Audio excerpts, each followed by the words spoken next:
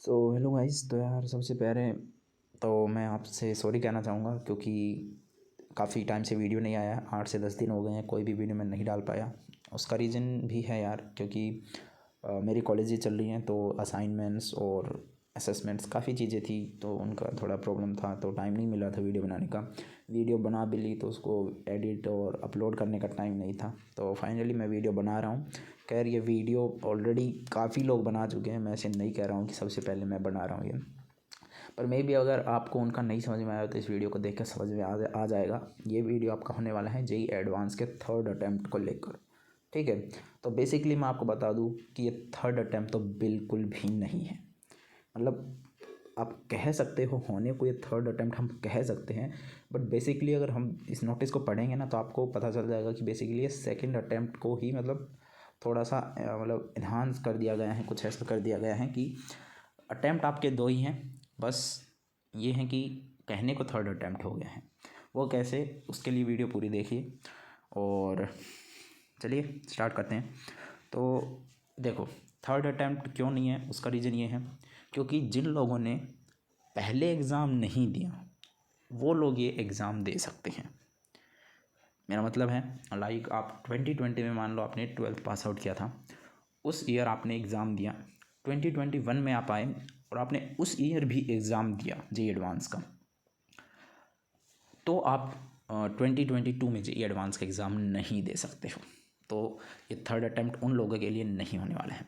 अब ये अटैम्प्ट किन लोगों के लिए है, तो ये उन लोगों के लिए है जिन्होंने 2020 में 12th पास आउट किया, एग्ज़ाम दिया जेई एडवांस का। 2021 में भी उन्होंने एग्ज़ाम देने की ट्राई किया, मतलब उन्होंने केवल रजिस्टर किया, लेकिन किसी भी कारण, किसी भी रीज़न की वजह से वो एग्ज़ाम नहीं दे पाए। ना तो पेपर 1 में वो गए, ना सेकंड पेपर में। जेई एडवांस के दो पेपर होते हैं, आपको पता ही होगा।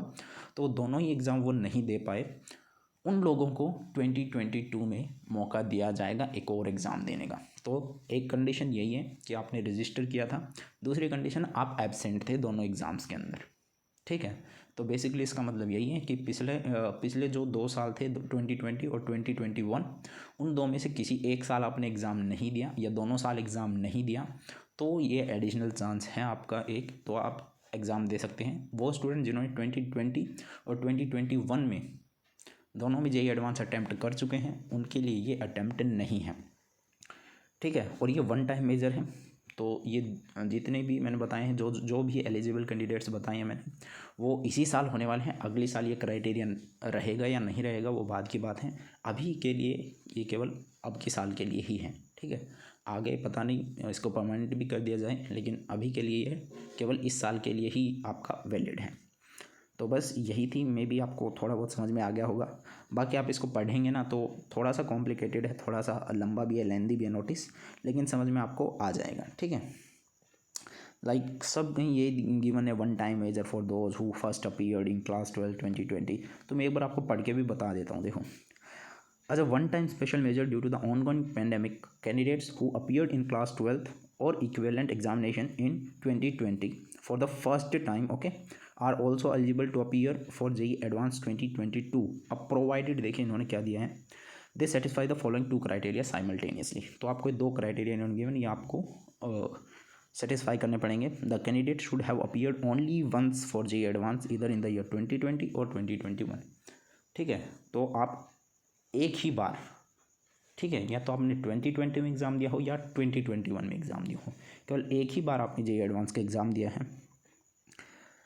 Have not at all appeared in any paper in both JEE advance 2020 and 2021।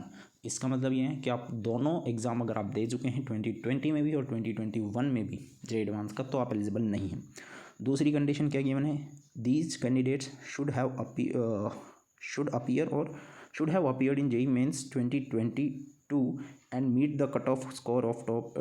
हाँ, तो इसका मतलब ये सिंपल सा है कि आपको जो 2022 में जो JEE Mains का एग्ज़ाम होना है वो आपको कट ऑफ भी क्वालिफाई करना पड़ेगा, और जो टॉप जो 2,50,000 स्टूडेंट्स होते हैं जो JEE एडवांस के लिए एलिजिबल होते हैं, उन वो भी आपको उन 2,50,000 स्टूडेंट्स के अंदर आपको आना पड़ेगा, तो आप JEE एडवांस दे सकते हैं।